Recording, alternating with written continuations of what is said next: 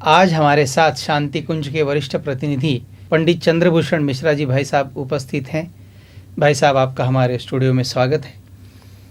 मृत्यु से व्यक्ति अत्यधिक भयभीत रहता है। स्वयं की मृत्यु के बाबत जब सोचता है तो उससे बहुत ज़्यादा डर लगता है। आखिर ऐसा क्यों है? ये बड़ी विडंबना है मनुष्य के लिए कि उसे जिस बात से डरना चाहिए उससे तो नहीं डरता, जिससे नहीं डरना चाहिए उससे वो डरता है। वास्तव में मृत्यु से भयभीत होने का जो सबसे बड़ा कारण है वो ये है कि मृत्यु को वो जीवन की पूर्णतया समाप्ति समझ लेता है। उसको ऐसा लगता है कि बड़े परिश्रम से जो कुछ भी हमने एकत्र किया था, हमारा शरीर है, शरीर से संबद्ध जो परिवार के लोग हैं और लोग हैं, सुख सुविधा के साधन हैं, मृत्यु के बाद ये सब छूट जाएंगे यहीं, और बड़ी मेहनत से, बड़े पुरुषार्थ से उनको एकत्र किया था। तो ये बात उसको बड़ी दुखद लगती है कि ये सब छूट जाएगा और यह जीवन पूरी तरह से समाप्त हो जाएगा। इसीलिए वो दुखी होता है, जबकि उसे दुखी नहीं होना चाहिए। जैसे कोई शिशु जन्म लेता है, बच्चा जन्म लेता है, शैशवावस्था से जिस समय वो युवावस्था की ओर पदार्पण करता है, तो युवावस्था में जाने पर उसे कोई दुख नहीं होता है। युवावस्था से और आगे बढ़ता है, प्रौढ़ता की ओर बढ़ता है, तो भी उसे कोई दुख नहीं होता है। जबकि मृत्यु की बात जब सोचता है तो दुखी हो जाता है। कारण यही है कि वो मृत्यु की यथार्थता को नहीं जानता है। यथार्थता क्या है? यथार्थता ये है कि एक जीवन एक यात्रा के रूप में है। जैसे उसकी यात्रा प्रारंभ हुई है, किसी ट्रेन से मान लो यात्रा करता है, तो यात्रा करते समय रास्ते में उसके बहुत यात्री सहयात्री मिल जाते हैं, साथ साथ लोग हंसते खेलते बोलते खाते पीते वहाँ चलते हैं। लेकिन जैसे स्टेशन आ जाता है अपना, उस स्टेशन पे उतर जाता है और लोग आगे चले जाते हैं। तो ऐसे ये हमारा जीवन क्रम है, वो ये चलता रहता है। मृत्यु के बाद एक विश्राम की स्थिति आती है। मृत्यु समझ लो कि अपना स्टेशन आ गया, वहाँ उतर गया, अब वहाँ से वो अगला जीवन क्रम शुरू करता है, अगला क्रम शुरू करता है। लेकिन इस यथार्थता को प्रायः लोग समझ नहीं पाते, इसके लिए वो दुखी होते हैं। और एक कारण इसका और भी है। कारण यह है कि अंतिम समय में जब व्यक्ति उसके जीवन का एक निचोड़ निष्कर्ष के रूप में दिखाई देता है, प्रायः सुना होगा, देखा भी हो सकता है कि जब मृत्यु निकट आती है, एकदम मरणासन्न व्यक्ति होता है, तो कहते हैं उसकी आंखों से आंसू दिखाई देता है, निकलता है, और लोग कहने लगते हैं कि अब आंखों से पानी आ गया, अब ये नहीं बचेंगे। तो वास्तव में कारण उसका क्या होता है? गुरुदेव ने भी लिखा है कि अंतिम समय में व्यक्ति का सारा जीवन क्रम उसको रिपीट हो जाता है उसके सामने। किस तरह से सारा जीवन क्रम उसका चला था वो रिपीट हो जाता है। तो उसको देख करके तब वो समीक्षा करता है कि हमने जीवन भर अच्छा किया या बुरा किया। उस अच्छे और बुरे का परिणाम उसको जैसा लगता है उसके अनुसार उस समय वो दुखी या प्रसन्न दिखाई देता है।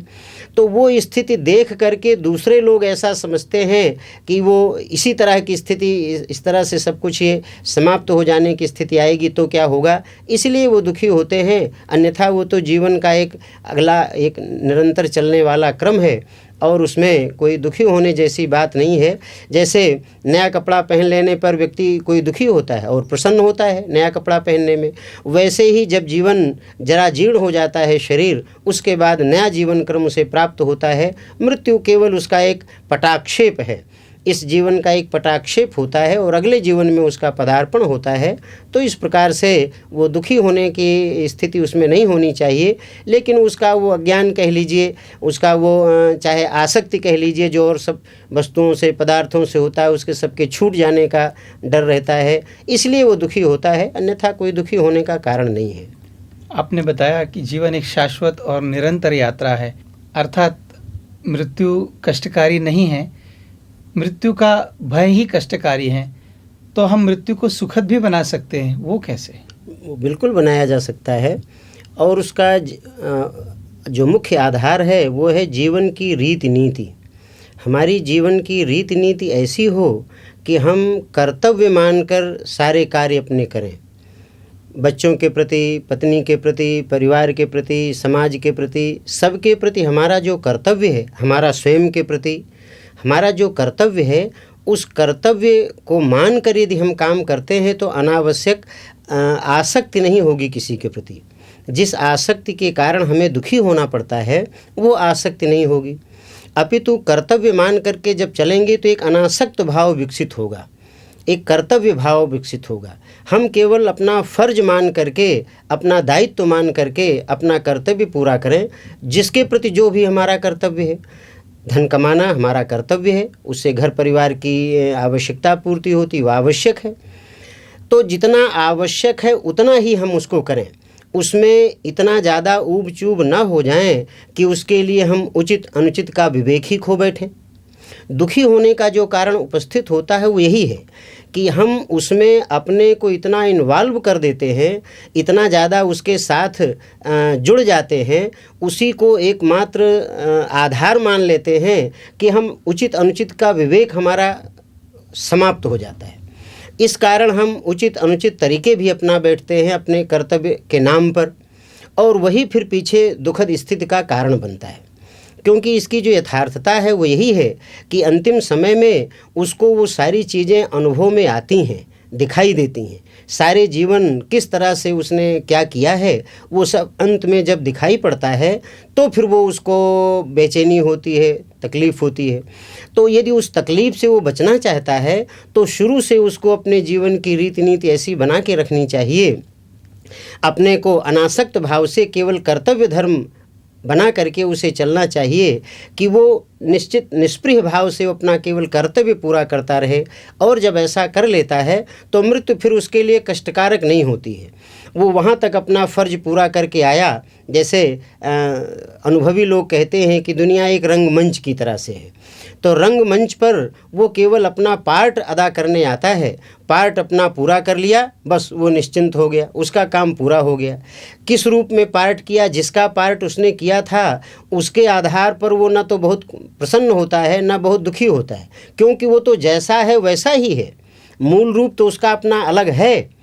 ये तो केवल कुछ समय के लिए उसने ये अभिनय किया था, किसी पार्ट के रूप में, राजा के रूप में, रंक के रूप में, किसी के रूप में उसने किया था, वास्तव में वो अपना अलग है।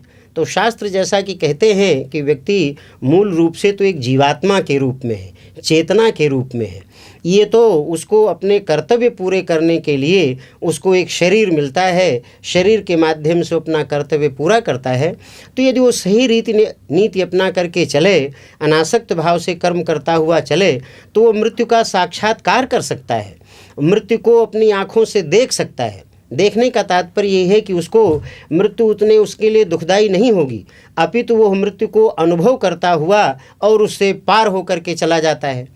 और वो इसी तरह से उसके लिए वो दुखद नहीं होता है। जैसे फल होता है, फल जब पक जाता है तो अपने वृंत से सहज ढंग से अलग हो जाता है, उसको कोई कष्ट नहीं होता है डंठल से अलग होने में, बहुत आसानी से, क्योंकि उसकी परिपक्वता आ गई, उसने अपना कर्तव्य पूरा कर लिया, जीवन क्रम पूरा हो गया। अब आगे के क्रम के लिए वो उससे अलग हो जाता है, फिर वो बीज के रूप में बनता है, फिर अगला जीवन शुरू होता है, वृक्ष बनता है, फिर बनता है, फिर आता है। तो ये क्रम चलता है।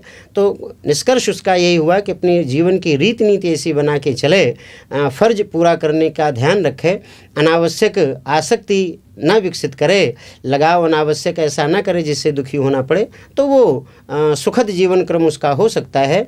और इस तरह से जीवन क्रम की लंबी यात्रा में वो आगे चलता चल सकता है। जैसा कि आपने बताया, जीवन क्रम की एक लंबी यात्रा, मरणोत्तर जीवन के बाद जीवात्मा किन किन स्तरों पर होकर गुजरती है?